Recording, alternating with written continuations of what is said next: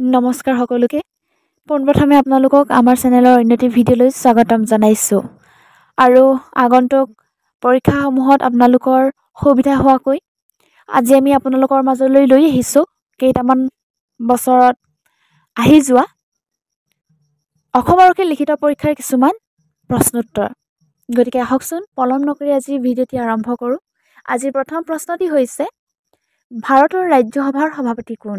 উত্তৰ উপ-ৰাষ্ট্ৰপতি। পৰৱৰ্তী প্ৰশ্নটি হৈছে 2020 চনত G20 সন্মিলন ক'ত হৈছিল? উত্তৰ ছৌদি আৰৱত। পৰৱৰ্তী প্ৰশ্নটি হৈছে ৰিয়ান পৰাগ এগৰাকী, ইয়াত অপশ্যন দিয়া আছিল খেলুৱৈ, সাহিত্যিক, বৈজ্ঞানিক, পাইলট। অৰ্থাৎ ৰিয়ান পৰাগ এগৰাকী কি হয় বুলি প্ৰশ্নটোত উল্লেখ আছিল। গতিকে ইয়াৰ শুদ্ধ উত্তৰটো হ'ব ৰিয়ান পৰাগ এগৰাকী খেলুৱৈ। ইয়াৰ পৰৱৰ্তী প্ৰশ্নটি হৈছে মনোপলি শব্দৰ সৈতে জড়িত, ইয়াতো অপশ্যন দিয়া আছে সমাজবাদ, পুঁজিবাদ, মিশ্ৰিত আৰু অৰ্থনীতি। গতিকে ইয়াৰ উত্তৰটো হ'ব মনোপলি শব্দৰ সৈতে জড়িত শব্দটো হৈছে পুঁজিবাদ। পৰৱৰ্তী প্ৰশ্নটি হৈছে বৰ্তমান ইণ্টেলিজেন্স ব্যুৰোৰ অধ্যক্ষ কোন? উত্তৰ তপন ডেকা। পৰৱৰ্তী প্ৰশ্নটি হৈছে ভিলেজ ৰকষ্টাৰৰ পৰিচালক কোন?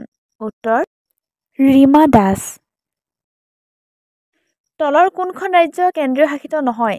উত্তৰ পাঞ্জাৱ। ইয়াৰ পৰৱৰ্তী প্ৰশ্নটি হৈছে কোনখন দেশ বিমষ্টেকৰ সদস্য নহয়? ইয়াৰ উত্তৰটি হ'ব পাকিস্তান। পৰৱৰ্তী প্ৰশ্নটি হৈছে বৰদলৈ ট্ৰফী কোনবিধ খেলৰ সৈতে জড়িত? উত্তৰ ফুটবল।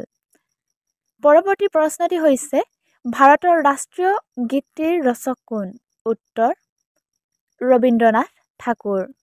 ইয়াৰ পৰৱৰ্তী প্ৰশ্নটি হৈছে WHOৰ মুখ্য কাৰ্যালয় ক'ত অৱস্থিত? অৰ্থাৎ ৱৰ্ল্ড হেল্থ অৰ্গেনাইজেশ্যনৰ মুখ্য কাৰ্যালয় ক'ত অৱস্থিত বুলি প্ৰশ্নটি আছে। গতিকে ইয়াৰ উত্তৰটি হ'ব জেনেভা। পৰৱৰ্তী প্ৰশ্নটি হৈছে গল্ডেন চিল্ক বুলি কোৱা হয়, ইয়াৰ অপশ্যন দিয়া আছে এৰী, মুগা, পাট আৰু মালবেৰী। গতিকে ইয়াৰ শুদ্ধ উত্তৰটো হ'ব গল্ডেন চিল্ক বুলি মুগা জনা যায়। গতিকে ইয়াৰ উত্তৰটো হ'ব মুগা। পৰৱৰ্তী প্ৰশ্নটি হৈছে অৰুণাচল প্ৰদেশৰ ৰাজধানীৰ নাম কি? সকলোৱে জানেই হয়তো উত্তৰটি, গতিকে এই উত্তৰটি হ'ব ইটানগৰ। পৰৱৰ্তী প্ৰশ্নটি হৈছে পথৰু ঘাটৰ ৰণ হোৱা ঠাইখনৰ নাম কি? ইয়াৰ উত্তৰ হৈছে দৰং। পৰৱৰ্তী প্ৰশ্নটি হৈছে মেৰী কমে অলিম্পিকত কেইটা পদক পাইছিল? ইয়াৰ শুদ্ধ উত্তৰটো হৈছে এটা। পৰৱৰ্তী প্ৰশ্নটি হৈছে অসমত লোকসভাৰ আসনৰ সংখ্যা কিমানখন? উত্তৰ 14খন। পৰৱৰ্তী প্ৰশ্নটি হৈছে অসম চুক্তি কোন চনত স্বাক্ষৰিত হৈছিল? উত্তৰ 1985 চনত। পৰৱৰ্তী প্ৰশ্নটি হৈছে প্ৰথম ভাৰতীয় নোবেল বঁটা প্ৰাপ্ত ব্যক্তিগৰাকীৰ নাম কি আছিল? উত্তৰ CV ৰমন। পৰৱৰ্তী প্ৰশ্নটি হৈছে ভাৰতৰ উচ্চতম ন্যায়ালয় ক'ত অৱস্থিত? উত্তৰ দিল্লীত। পৰৱৰ্তী প্ৰশ্নটি হৈছে অসম কেশৰী বুলি কোনজন কবিক কোৱা হয়? ইয়াৰ উত্তৰ অম্বিকাগিৰি ৰায়চৌধুৰী। পৰৱৰ্তী প্ৰশ্নটি হৈছে হু ৰোড দ্য ৰামায়ণা, অৰ্থাৎ ৰামায়ণ কোনে ৰচনা কৰিছিল? ইয়াৰ উত্তৰটো হ'ব বাল্মীকিয়ে। ইয়াৰ পৰৱৰ্তী প্ৰশ্নটি হৈছে কোন চনত অসমত বৰ ভূঁইকঁপ হৈছিল? উত্তৰ 1950 চনত। ইয়াৰ পৰৱৰ্তী প্ৰশ্নটি হৈছে আহোমে মোগলক কোন চনত শৰাইঘাটৰ যুদ্ধত পৰাস্ত কৰিছিল? উত্তৰ 1771 চনত। পৰৱৰ্তী প্ৰশ্নটি হৈছে সতী সাধিনী কোন বংশৰ ৰাণী আছিল? ইয়াৰ উত্তৰটি হ'ব চতিয়া। পৰৱৰ্তী প্ৰশ্নটি হৈছে উমানন্দ মন্দিৰত কাৰ পূজা কৰা হয়? উত্তৰ শিৱ পূজা কৰা হয়। ইয়াৰ পৰৱৰ্তী প্ৰশ্নটি হৈছে জয়মতী ছবিৰ পৰিচালক কোন? উত্তৰ জ্যোতিপ্ৰসাদ আগৰৱালা। ইয়াৰ পৰৱৰ্তী প্ৰশ্নটি হৈছে সবৰমতী আশ্ৰম কোন ঠাইত অৱস্থিত? উত্তৰ আহমেদাবাদত। ইয়াৰ পৰৱৰ্তী প্ৰশ্নটি হৈছে 56 সংখ্যক জ্ঞানপীঠ বঁটা কোনে লাভ কৰিছিল? উত্তৰ নীলমণি ফুকনে। ইয়াৰ পৰৱৰ্তী প্ৰশ্নটি হৈছে ভাৰতীয় সেনাৰ শ্লোগানটো কি? উত্তৰ সেৱা পৰম ধৰ্ম। পৰৱৰ্তী প্ৰশ্নটি হৈছে হালধীয়া চৰাইয়ে বাও ধান খায় গ্ৰন্থখনৰ লেখক কোন? উত্তৰ হোমেন বৰগোহাঁই। ইয়াৰ পাছৰ প্ৰশ্নটি হৈছে কলিয়াভোমোৰা দলঙে কোন দুখন ঠাইক সংযোগ কৰিছে?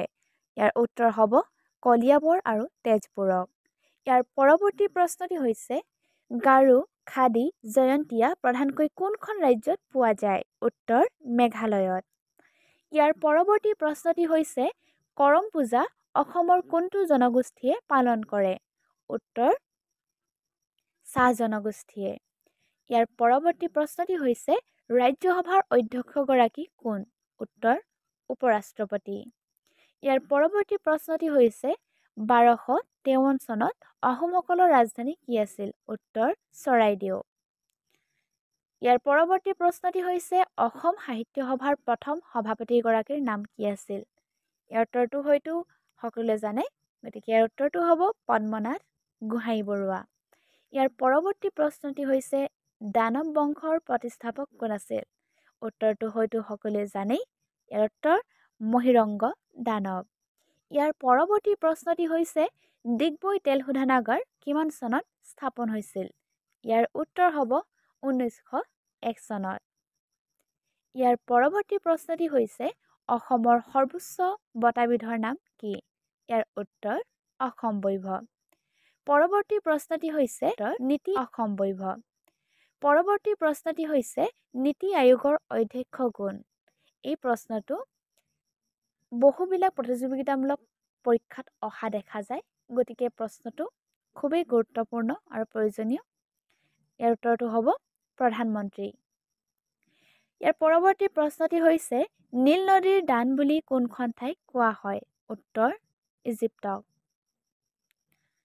ইয়াৰ পৰৱৰ্তী প্ৰশ্নটি হৈছে মীৰাবাই চানু কোনবিধ খেলৰ সৈতে জড়িত? উত্তৰ ভাৰোত্তোলন। পৰৱৰ্তী প্ৰশ্নটি হৈছে 2020 দাদা চাহেব ফাল্কে বঁটা কাক প্ৰদান কৰা হৈছিল? উত্তৰ আশা পাৰেকক। পৰৱৰ্তী প্ৰশ্নটি হৈছে ইউনেস্কোৰ মুখ্য কাৰ্যালয় ক'ত অৱস্থিত? ইয়াৰ শুদ্ধ উত্তৰটো হ'ব জেনেভা। গতিকে আজিলৈ আপোনালোকৰ মাজলৈ ইমানখিনিয়ে প্ৰশ্ন উত্তৰ লৈ আহিছিলোঁ। যদিহে ভিডিঅ'টি ভাল পালে তেন্তে লাইক কমেণ্ট কৰাৰ লগতে বন্ধুবৰ্গৰ সৈতে শ্বেয়াৰ কৰিব, যাতে আপোনাৰ লগতে আন 10জনো উপকৃত হ'ব পাৰে। আৰু যদি আমাৰ চেনেলটো আজি প্ৰথম চাইছে তেন্তে ছাবস্ক্ৰাইব কৰিব বুলি আশা কৰিলোঁ। ধন্যবাদ।